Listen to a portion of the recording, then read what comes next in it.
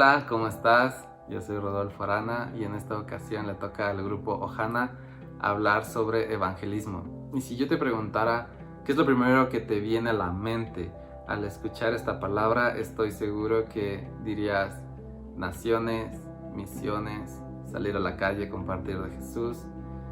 Y la verdad es que es muy cierto. Tenemos una gran comisión que Jesús nos dejó de ir a las naciones, ir hasta el fin del mundo, a los rincones de la tierra y hacer discípulos de Jesús. Pero sinceramente creo que, pues, ¿cómo vamos a ser discípulos si no lo conocemos, ¿no? Entonces, antes de salir y hacer discípulos, creo que necesitamos ser discípulos de Jesús primero nosotros, ser íntimos de Jesús. ¿Y eso cómo lo vamos a lograr? Estando en nuestro lugar secreto. Y la verdad sí me sale la risa porque yo sé que ya lo has escuchado por todos lados, yo sé que hemos hecho videos sobre este tema y sé que en la iglesia se ha estado repitiendo, pero la verdad es que no hay de otra. No hay de otra porque no hay una mejor manera de conocer a Jesús, no hay una mejor manera de tener una relación con Él que estar a solas con el amado, estar a solas con nuestro Rey. Y de hecho apenas estaba escuchando un estudio sobre este tema y estas personas estaban definiendo esto como lo más cercano a el Edén.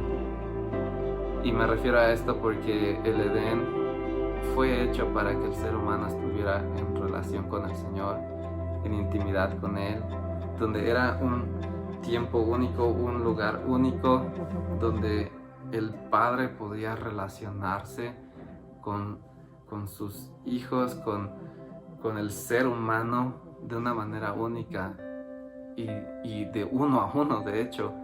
Y entonces equiparan o hacen referencia a que el lugar secreto es lo más cercano, de una manera pequeña, pero es lo más cercano. Y por eso es que Jesús, Dios mismo, anhela estar en ese tiempo de intimidad contigo, porque es lo que estaba en el plan original, lo que era la esencia del principio de todo, estar hablando con su creación amada.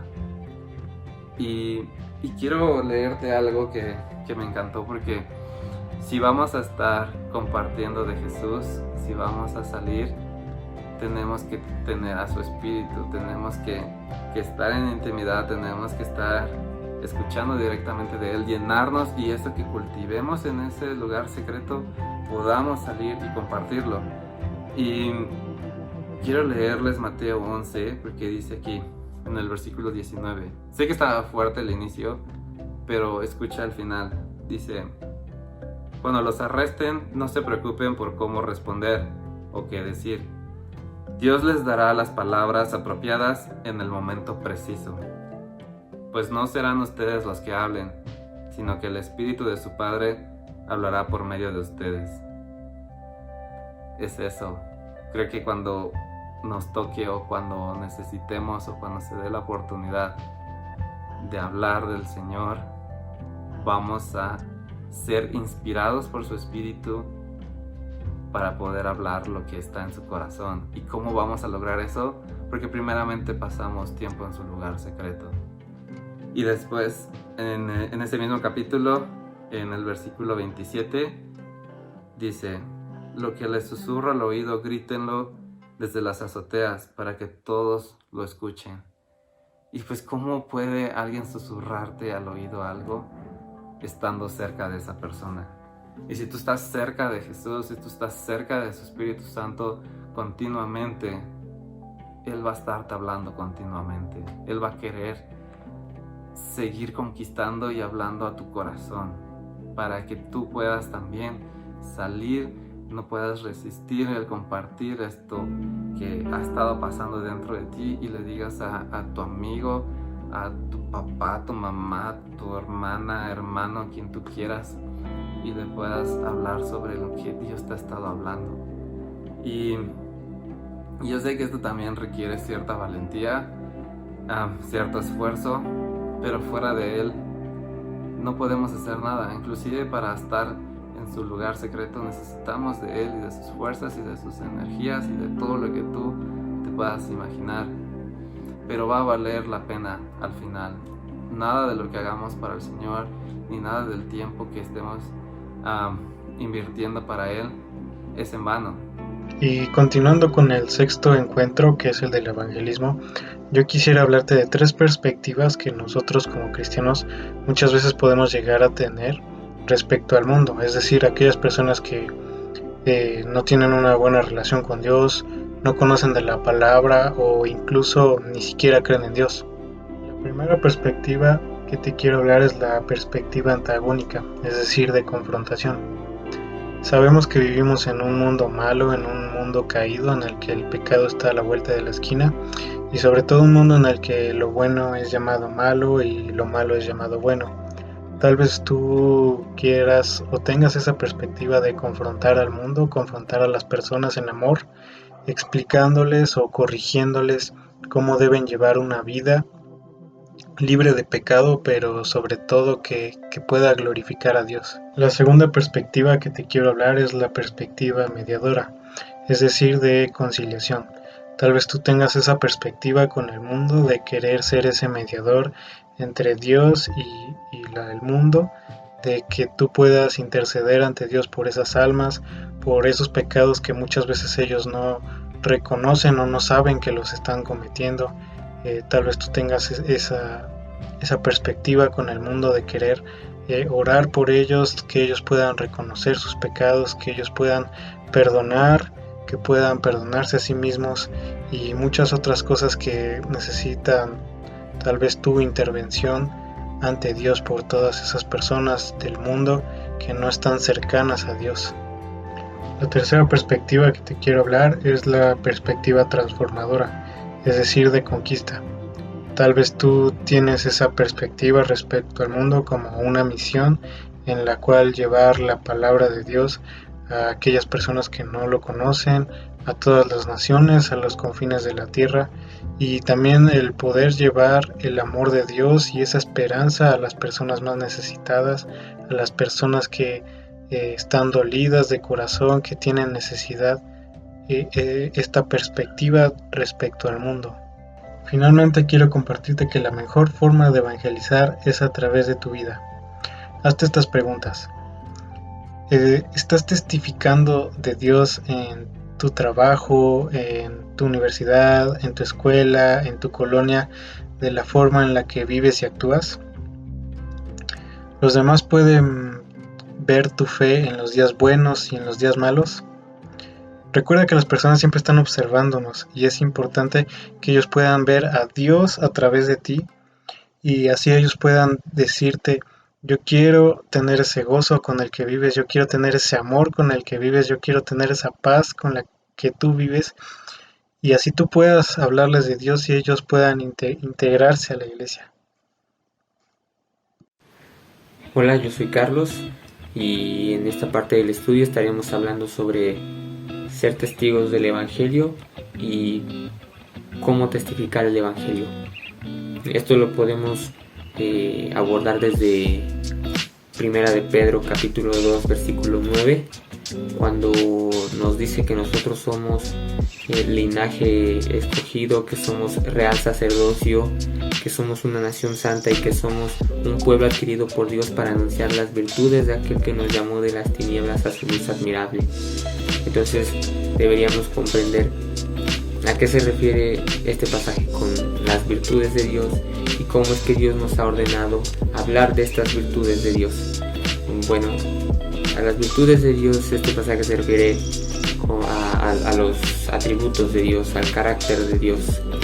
Y bueno, es cierto que Dios ha manifestado su poder y su sabiduría y varios atributos suyos en la creación entera, pero la Biblia nos exhorta a hablar también de estos atributos y de estas virtudes de Él por medio de su obra redentora, es decir, la obra en Cristo.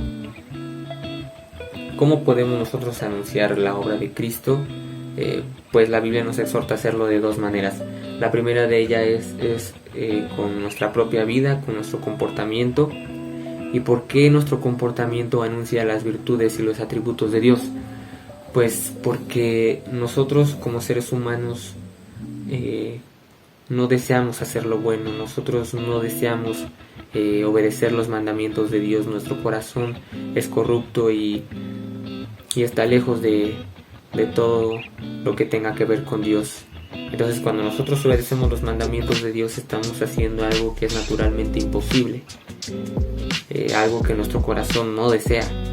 Así que cuando nosotros obedecemos los mandamientos de Dios y llevamos a cabo sus buenas obras, estamos haciéndolo con un poder que nosotros no tenemos, sino que es un poder que viene directamente de Dios, y que es un poder que ha regenerado un corazón corrupto a un corazón que desea hacer estas buenas obras. Y la segunda forma de testificar el Evangelio de Dios es por medio de las palabras habladas, de la exposición del Evangelio.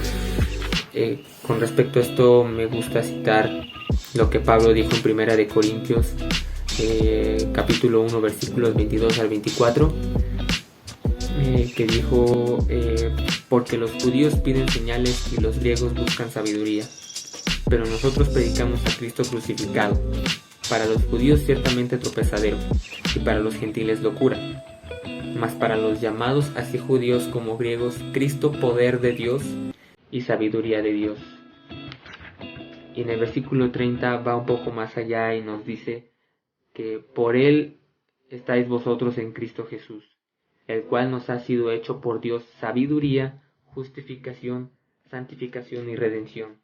Es decir, que en la exposición del Evangelio nosotros estamos hablando de varios atributos que es Cristo para nosotros. Lo que esta cita también nos está diciendo es que varias personas en el mundo, o bueno, todas las personas en el mundo, afirman que no pueden creer en la omnipotencia de Dios hasta no ver un gran milagro de Dios, o que no pueden creer en la sabiduría de Dios hasta no refutarles todas las filosofías que existen en este mundo. Pero lo que Dios nos está diciendo en estos versículos es que la forma en la que Él nos ha llamado a anunciar su sabiduría y su poder no es por medio de discusiones de filosofías y de tratar de convencer a la gente de los milagros de Dios, sino de exponer el Evangelio de Dios y de exponer la obra de Cristo y de su crucifixión. Entonces, es mi deseo y mi oración que todos nosotros estudiemos los atributos de Dios y que nos deleitemos en su estudio y que nos dé la valentía de testificar el Evangelio con nuestro comportamiento y con nuestras palabras. Que Dios los bendiga. Hola amigos, yo soy Tamara y hoy les quiero hablar de algo que es muy importante y que es algo que todos podemos hacer, y es evangelizar. A veces vemos evangelizar como que hablar de Dios ante una gran multitud, o tal vez así como que una plática, una conferencia, pero esto es algo que realmente podemos hacer cada día y es muy importante porque Jesús nos lo pidió, es como la gran comisión que nos dejó, y no solo nos lo pide porque Él quiere que hablemos de Él, sino porque sabe que hay muchísima necesidad en las personas de conocer de Cristo. ¿Cuántos no vemos en el día a día, en la escuela, en el trabajo, en nuestras actividades, a gente que está angustiada, que está sufriendo, que tiene un problema, que está pasando por algo difícil, y que nosotros le podríamos compartir algo de Dios, de Jesús, de cómo ha obrado en nuestra vida? Y eso, no solo le podría cambiar como el momento o hacerle el día, sino que incluso podría ser como el inicio de algo más grande en su vida, ¿no? Entonces, es muy importante que nosotros podamos testificar de Dios y también que lo podamos hacer de una forma eficiente y no necesariamente con un tema preparado, con algo muy elaborado, sino puede ser con algo sencillo. Y yo les quiero contar que, por ejemplo, hubo unos meses que mi hermano estuvo en el hospital, pues sí fueron varios meses, entonces estábamos mucho ahí y pues ahí hay muchísima necesidad, hay gente muy enferma, gente que pues está al borde de la muerte, más sus familiares que están súper angustiados. Entonces pues lo que yo hacía era como pedirle a Dios que me guiara y que les pudiera dar alguna palabra de aliento, porque a veces los veía llorar, los veía muy tristes, y pues yo me acercaba y simplemente les contaba como quién era Dios y Jesús y cómo había obrado en mi vida, cómo me daba fortaleza, que a pesar de que yo también tenía un familiar muy enfermo, Dios es quien me daba ese ánimo y esa alegría y esa fuerza cada día. Y así podemos hacerlo, o sea, es como compartir algo que nosotros estemos viviendo o por lo que estemos pasando, o alguna experiencia que hayamos tenido de cómo Jesús ha impactado nuestras vidas. Entonces, yo creo que todos podemos evangelizar, todos podemos compartir de Dios, y Dios también sabe que todos podemos, y por eso nos lo pide a todos, y no dice solo a los que tengan facilidad para hablar, o solo a los que sean, no sé, populares, o a los que caigan bien al hablar. No, o sea, realmente nos lo pide a todos. Así que si tú eres penoso, no se te da hablar, te cuesta mucho, no te gusta interactuar con las personas, pues también tienes que animarte. Y eso es lo segundo que les quiero decir, que podamos hacer evangelizar como un estilo de vida, que no sea solo un día o que no sea solo como a una meta que me propuse del domingo, sino que sea algo que podamos hacer día a día, con nuestros amigos, con nuestros familiares e incluso con personas que pues conozcamos o que se nos presenten, que tengan la necesidad. Y también algo que es súper importante, que va acompañado de compartir la palabra, es nuestra vida, ¿no? O sea, también es analizar cómo estamos actuando, si yo estoy hablando de amor y estoy demostrando amor en mi vida, si yo estoy hablando de perdón y perdono a las personas, o de agradecimiento y soy agradecida. O sea, realmente tiene que haber ahí una conexión, porque muchas veces a las personas les impacta más como quién eres, lo que haces, cómo te comportas, que lo que les estás transmitiendo verbalmente. Entonces ahí tenemos que también con nuestra vida demostrar el amor de Dios y cómo pues Él nos cambia. Y eso no quiere decir que seamos perfectos o que no, como hablamos de Dios, no podemos cometer ningún error, sino que tratemos de estar en el camino y actuando bien y siguiendo sus mandamientos y todo lo que Dios nos pide, que además nos hace pues tener siempre paz y poder estar más cerca de Él. Y también una pregunta que quería hacerles, que es como para reflexionar, y es: ¿a cuántas personas has evangelizado esta semana, este mes, este año, no?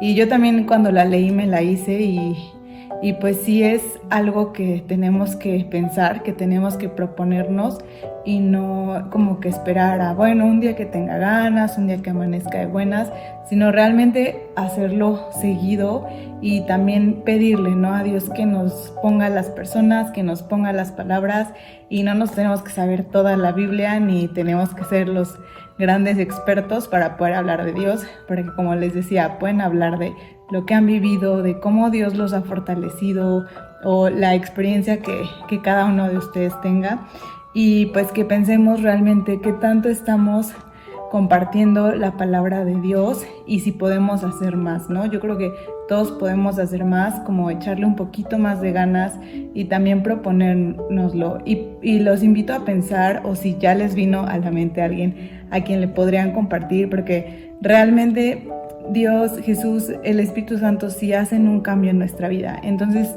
imagínense como su vida sin Dios, y luego piensen en esa persona que no tiene a Dios en su corazón y cómo le hace falta, ¿no? O al menos a mí, por ejemplo, pues Dios me llena, y cuando me siento triste, desanimada o estoy en alguna prueba, sé que Él tiene el control, que todo va a estar bien. Y les quería leer este versículo que de hecho pues va con todo esto, que está en Proverbios 18, el 14.